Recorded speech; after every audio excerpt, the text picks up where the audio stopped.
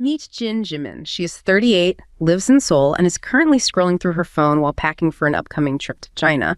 But she isn't looking at tourist attractions or restaurant reviews. She's staring at a currency converter, and her expression is one of pure, unadulterated shock. In Korea, Jimin pays roughly 250,000 won for a month's supply of the weight loss sensation Wegovy. It's a luxury price, but she accepted it as the cost of the miracle jab. However, as she looks at the prices across the Yellow Sea, she finds the exact same dose selling for less than 100,000 won. I couldn't believe the gap, she says, already plotting a visit to a Chinese clinic the moment she lands. To her, it felt like she had discovered a glitch in the global economy, a secret discount reserved for everyone but her. But the rabbit hole goes deeper than a simple regional discount. If you look toward Japan, patients are walking out of pharmacies paying as little as 17,000 won for high-dose treatments because of government insurance. Even in the United States, a market notorious for sky-high medical costs, the price of Wegovy recently cratered from $1,350 to just $199. There, it wasn't a medical breakthrough that lowered the price, but a tariff threat from the government that forced the manufacturer's hand. While the rest of the world is engaged in aggressive price wars, patent expirations, and political arm twisting to make these drugs affordable, South Korea has become a price island. Here, the medication isn't just for weight loss. The price itself has become obese.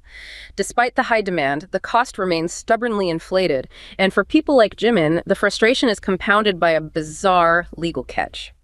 Even if she buys the medicine legally abroad, bringing it back home could turn her into a smuggler of harmful goods. This staggering disparity raises a haunting question. Why is the exact same liquid in the exact same pen treated like a basic necessity in one country, a political bargaining chip in another, and a high-priced luxury in Korea? Yeah. The first time I saw those numbers, 250,000 won versus 17,000 won in Japan, I honestly had to check my notes twice. Right. It feels like someone just accidentally moved a decimal point or something. Exactly. But it's not a typo. That is the actual literal reality on the ground in Seoul right now. It's just wild because we are talking about the exact same product. It's not some generic knockoff. It's the same liquid, the same injector pen, same manufacturer. But just because Jimin is standing in Seoul instead of Tokyo, she's paying, what is that, like 15 times the price? Yeah. And that feeling she has, the idea that she's the only one somehow missing out on this secret global discount, that is actually the perfect way for you to understand this whole situation. Because what we're going to unpack today, it really isn't about being fat or thin or even about the medicine itself. It's entirely about leverage. Leverage, like bargaining power. Exactly. It's about who actually has the power to look at a pharmaceutical company and say no to a price tag. Jimin standing at the pharmacy counter in Seoul, she has zero leverage. She either pays the asking price or she walks away empty-handed. Right. But a government, a massive national government, can have unbelievable leverage. Or, as we're going to see with South Korea, they can somehow have almost none at all. So our mission for this deep dive is to figure out the why. Why the price of this specific liquid completely changes the second you cross a border. Yeah. Because I've been looking at the 2026 pricing data, and the numbers are just, they're almost insulting if you live in Korea. Let's just lay out the scale of this so you can really grasp the price island concept. So in Seoul right now, a low dose of Wegovy is averaging around 289,000 won. Okay. The high dose, that's sitting at about 426,000 won.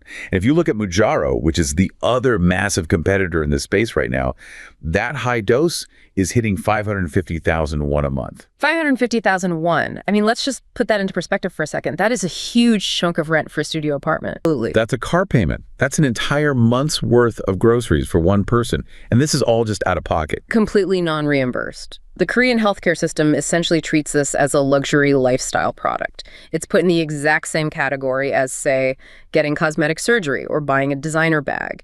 If you want it, you pay full price.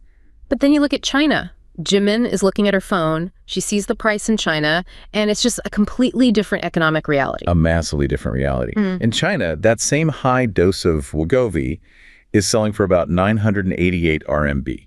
So that converts to roughly 200,000 won. Which is already less than half the Korean price. Right.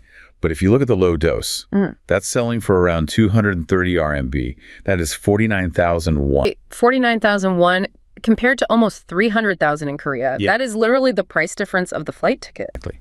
You're looking at a scenario where a round-trip flight to China could literally pay for itself in savings if you just bought a few months' supply while you were there. This is exactly why Jimin feels like she discovered a glitch in the matrix. It's straight up arbitrage. And then there's Japan, and honestly, the Japan data is the one that really gets me, because Japan is not a cheap country. Everything is expensive there, rent, food. So how is this high-demand drug practically free? So this is where we start seeing the underlying national philosophies at play.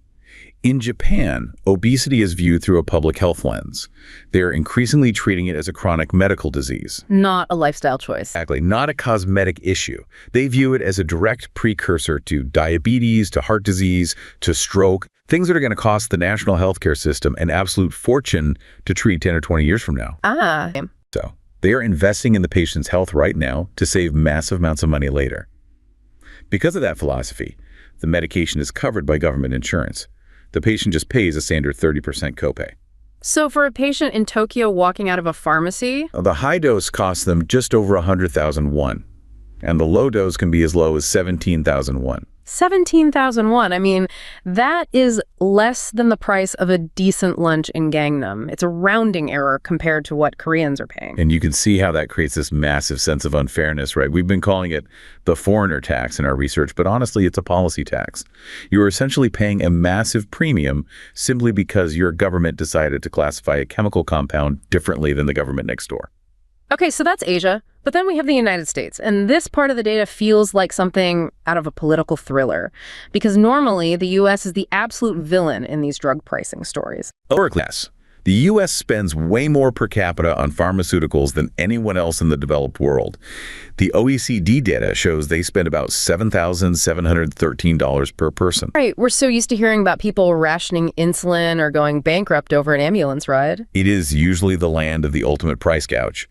But in this one highly specific case, in 2026, the entire script got flipped. The Trump RX phenomenon. Yes. The U.S. price of Wegovy completely cratered. It went from a list price of $3,350, which, by the way, was the highest price in the world, all the way down to $199 on a government site. A drop from $13,350 to $199, that's like an 85% discount. How does a government even make that happen? You can't exactly just ask a massive pharma company nicely to give up 85% of their revenue. No, you absolutely cannot. And they didn't ask nicely at all. This wasn't the invisible hand of the free market. It wasn't some new scientific breakthrough in manufacturing that made the liquid cheaper to produce. So what was it? It was a direct tariff threat. Okay, walk me through the mechanics of that.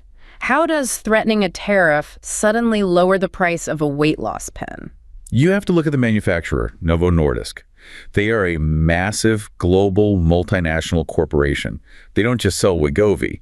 They sell insulin. They sell advanced drug delivery devices. They have this huge, incredibly profitable portfolio of products.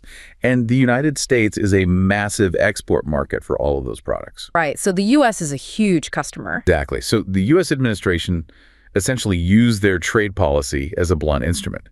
They went to the manufacturer and said, look, you're going to drop the price of this specific obesity drug for Americans, or we're going to hit your entirely different other imported products with massive tariffs. Wait, so they basically held the rest of the company's products hostage? In international relations, they call it linkage. But in a regular business context, it's a shakedown. It's saying, that's a really nice export market you have there. It'd be a real shame if something happened to it. That sounds incredibly aggressive. It is aggressive. Some people call it political arm twisting. But honestly, it's geopolitical blackmail. And it actually worked. It worked perfectly. The manufacturer's executives just sat down and did the math. They realized that losing 20% profit on absolutely everything they sell in the U.S. due to new tariffs was way, way worse than just taking a haircut on the profit margin of one single drug. So they took the deal, they got a 3-year tariff exemption for their other products, and in exchange, Americans get Wegovy for $199. And there was also an expansion of support for Medicare and Medicaid, bringing the out-of-pocket costs for seniors and low-income patients down to just $50. But here is the massive takeaway you need to understand from this. That $199 price tag, it has absolutely nothing to do with the chemistry or the manufacturing cost of the medicine. Right, the liquid inside the pen probably cost them a few bucks to make either way. Exactly. The $1,350 price was an imaginary number based on corporate greed, and the $199 price is an imaginary number based on political fear. It's all just leverage. It's just made up numbers based on how scared the corporation is of the government regulating them. That is the core of it. In the U.S., the government used the fear of tariffs. In China, it's a completely different kind of fear. Fear of competition. Right. Let's drill down into China for a second. Why is it so cheap there? People might just assume, oh, it's China, everything is manufactured cheaper there. But it's not about labor costs, is it? No. It comes down to a very specific date that has been haunting these pharmaceutical executives for years. March 20, 2026. Which is literally next month. Next month. That is the exact date the patent for semaglutide, which is the active chemical ingredient in these pens, expires in China. Ah, the infamous patent cliff? Yes. And in the pharmaceutical industry, a patent expiration in a major market is like a dam breaking. Chinese domestic pharma companies are incredibly efficient at scale manufacturing. They have been revving their engines, building up capacity for years, just waiting for this specific date to arrive. So they can just flood the zone. They are ready to flood the entire Chinese market with identical generic versions of semaglutide, the literal second that patent clock strikes midnight. And generics are always drastically cheaper. We're talking pennies on the dollar compared to the brand name. So the original manufacturers, companies like Novo Nordisk and Eli Lilly, they were faced with a very stark choice. They could keep their prices artificially high, enjoy one final month of huge profit margins, and then permanently lose their entire Chinese market share to local generics. Or they could slash their prices proactively. Exactly, which is what they did. They slashed their prices by 48 to 80% across the board. They're desperately trying to lock in brand loyalty and secure long-term contracts before the generic tsunami hits next month. It's a purely defensive business move. They aren't lowering the price because they want to be nice. They're lowering it because they're terrified of losing the market entirely. Since it's pure market dynamics, huge market size, looming generic competition, so prices naturally drop. But that brings us back to the haunting question. Why doesn't that happen in South Korea? Because of what we call the strategic disadvantage. First of all, the patent situation is completely different. In Korea, the patent for semaglutide doesn't expire until 2028. Oh, so Korea is locked in for another 2 full years. Right. There is absolutely no immediate threat of generic competition in Seoul. The manufacturer has a total, legally protected monopoly until 2028. So they have zero economic incentive to lower the price because no one else is allowed to sell a cheaper alternative. Okay, but what about the trade leverage? We just talked about the U.S. threatening tariffs. Korea is a major global economy. Can't the Korean government just threaten a trade war like the U.S. did? Korea is a massive advanced economy, yes, but it simply lacks the sheer, overwhelming gravitational market volume of China or the aggressive geopolitical dominance of the United States. If the Korean government threatens a trade war with a massive European pharmaceutical conglomerate over one drug, The company might just call their bluff. they would just shrug. Yeah. The company has what we call walk-away power. They could literally just say, fine, we just won't sell Wegovy in Korea at all. And if they pulled the drug from the market, the Korean public would be furious at the government, not the company. The Korean government knows they don't have the leverage to force a massive price drop through threats. Okay, this brings me to a part of the research that I found genuinely confusing. Because generally speaking, South Korea has a really fantastic national healthcare system. It's world-class in many respects. We always hear about how efficient it is, how cheap it is to see a doctor. So why is it failing so spectacularly on this specific issue? I was reading about something called HIRA and the positive list system. Sure. So imagine you're running a very exclusive, highly regulated VIP nightclub. That nightclub is the Korean National Health Insurance System. And HIRA, which stands for the Health Insurance Review and Assessment Service, they're the bouncers standing at the front door. Okay, I'm picturing a very stern bureaucrat with a clipboard. Exactly. And this bouncer is unbelievably picky. In some countries, like the US, almost any new drug can get onto the market and get paid for by insurance eventually. It's somewhat of a free-for-all. But Korea operates on a strict positive list system. What? Meaning you are absolutely not on the list unless you can definitively prove you deserve to be on it. To get past the bouncer and get reimbursed by the government, a pharmaceutical company has to prove 2 very difficult things. Number 1, does the drug actually work? And number 2, is it actually worth the money compared to older, cheaper drugs we already have? That worth the money part sounds highly subjective.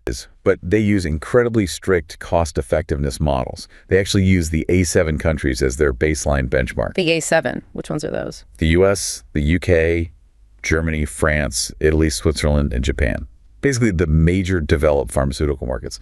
IRA looks at the absolute lowest prices in those 7 countries and basically tells the manufacturer, we want a price similar to the lowest one on this list or you aren't getting in. So they aggressively demand the best possible deal.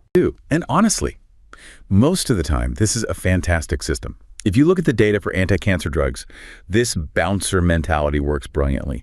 Korea routinely gets some of the lowest prices in the developed world for cutting-edge cancer medications because HIRA simply refuses to pay the inflated global list prices. So they basically stare down Big Pharma and say, lower the price for Korean citizens or you don't get access to our healthcare budget. Yes, but, and this is the massive catch-steering contests, take a really long time. The delay. Right. You can have cheap drugs or you can have fast access. It is incredibly difficult for a mid-sized market to have both.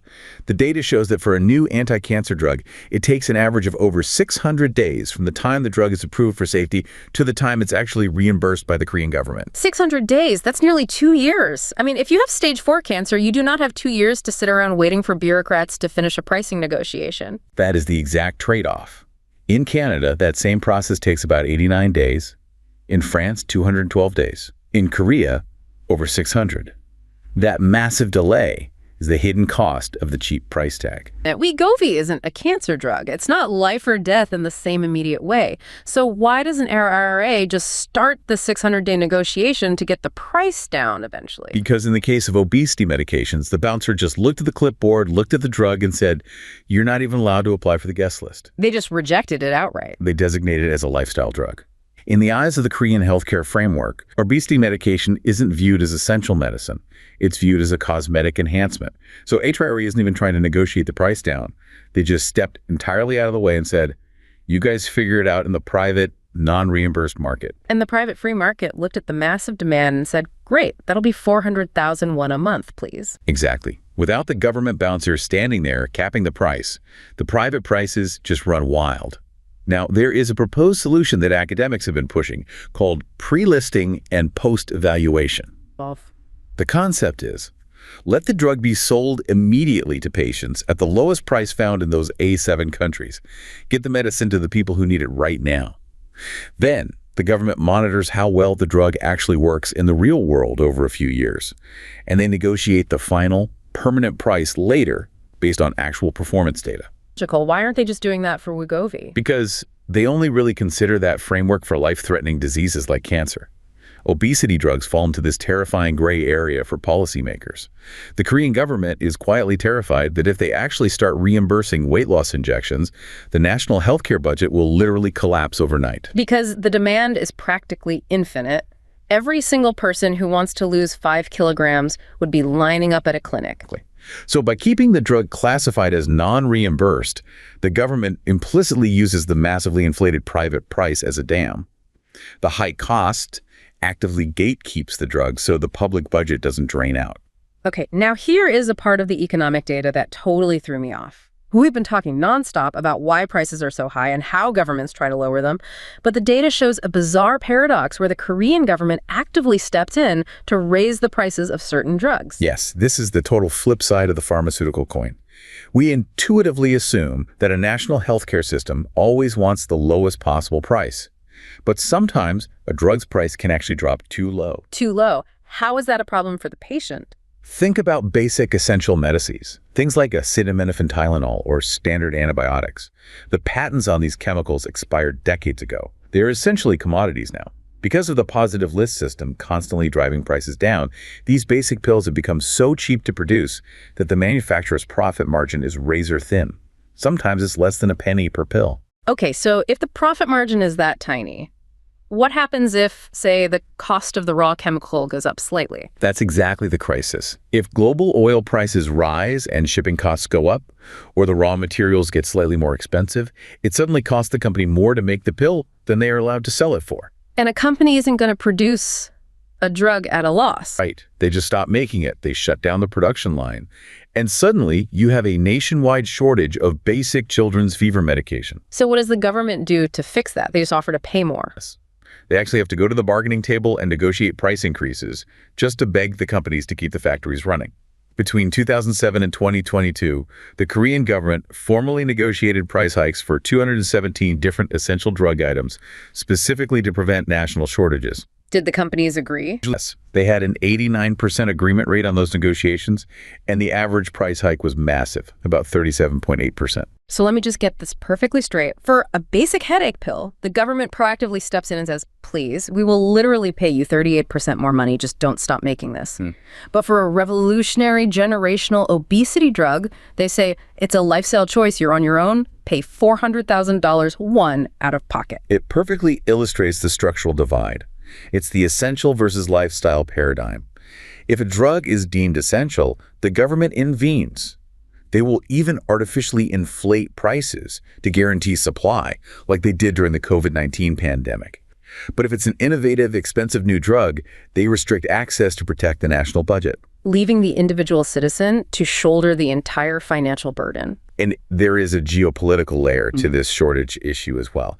It's the dynamic of domestic versus multinational companies. Well, think about who makes those cheap, essential generic drugs. It's almost entirely domestic Korean pharmaceutical companies. The Korean government has a massive vested interest in keeping those local factories profitable and keeping that domestic industry healthy.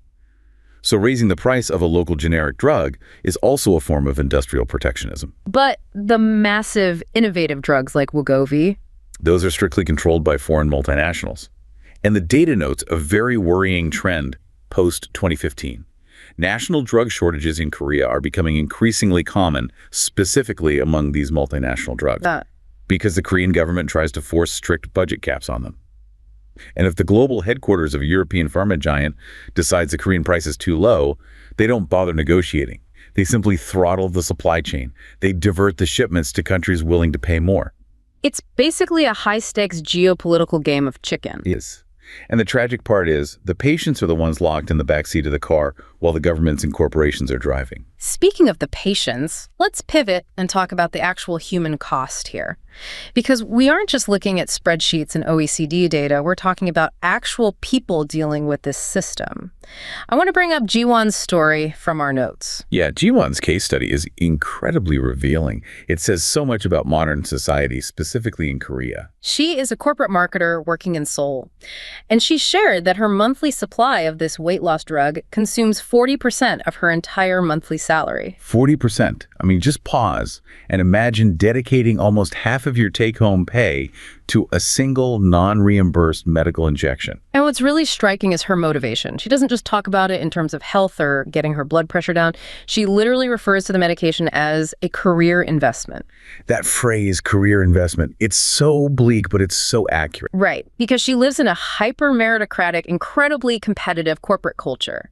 And in that environment, being thin is subconsciously and often explicitly equated with high competence. And conversely, being overweight is stigmatized. It's viewed as a lack of discipline, a lack of self-management, or just pure laziness. Which is medically untrue, but it's the social reality. So she is effectively forced to pay this tax just to remain competitive in her office. The notes say she actively skips meals and cancels social outings with friends. She is quite literally starving herself socially and financially to afford an injection that stops her from eating. It is a profound, cruel irony, but it highlights this broader sociological concept we are seeing emerge globally, the biology of inequality. The biology of inequality. Well, think about how inequality used to work historically. It was mostly external, right? It was about assets, what neighborhood you lived in, what kind of car you drove, the clothes you could afford.